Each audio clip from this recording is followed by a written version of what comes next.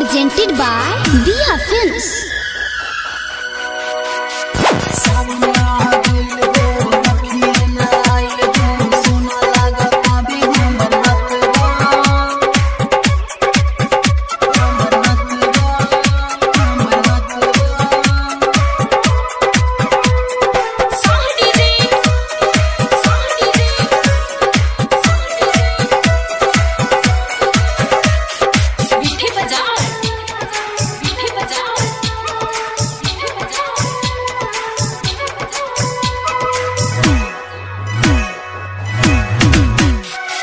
सावन आ गइल हो रखिए न आइल हो सुना लागत आबे हमर हथवा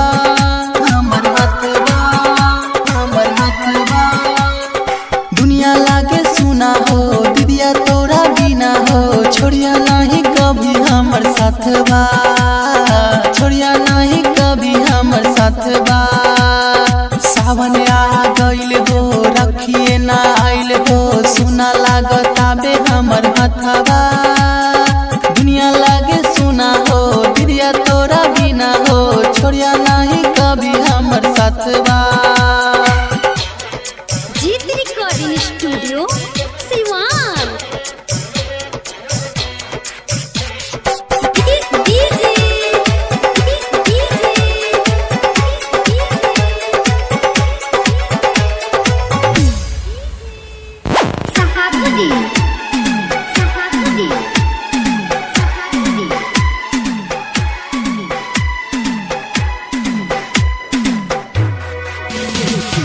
जाके कैसे रहबू तू ससुरा में भाई के भुलाई के मर जाइम ए बहिना दूर तोहरा के भेजाई के बहिना दूर तोहरा के भेजाई के जाके कैसे रहबू तू ससुरा में भाई के भुलाई के मर जाइम ए बहिना दूर तोहरा के भेजाई के एक पल दूर ना रहम हो दीदिया केकरा कहम हो याद आबे बचपन के बतवा बतवा बतवा दुनिया लागे सुना हो दीदिया तोरा बिना हो छोड़िया नहीं कभी हमर साथवा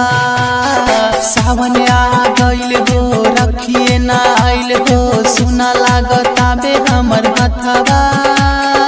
दुनिया लागे सुना हो दीदिया तोरा बिना हो छोड़िया नहीं कभी हमर साथवा।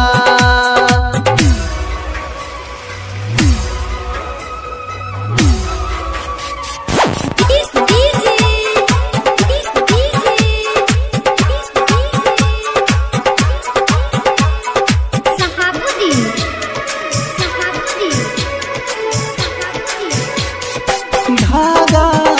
नहीं होवे इतना होवे प्यार के बंधन सब फीका पड़ जाला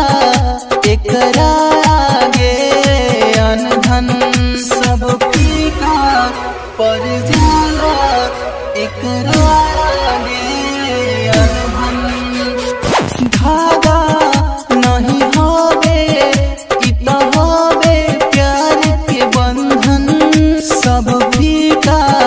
पड़ जाला एकरा आगे अनधन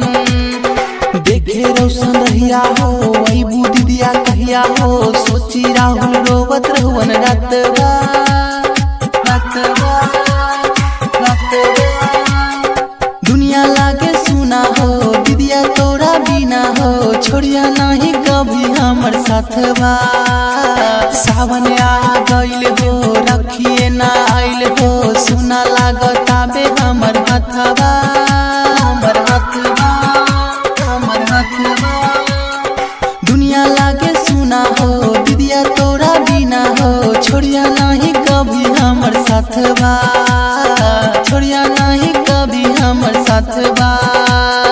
सावन आ गइल हो रखिए न आइल हो सुना लागत आबे हमर हथवा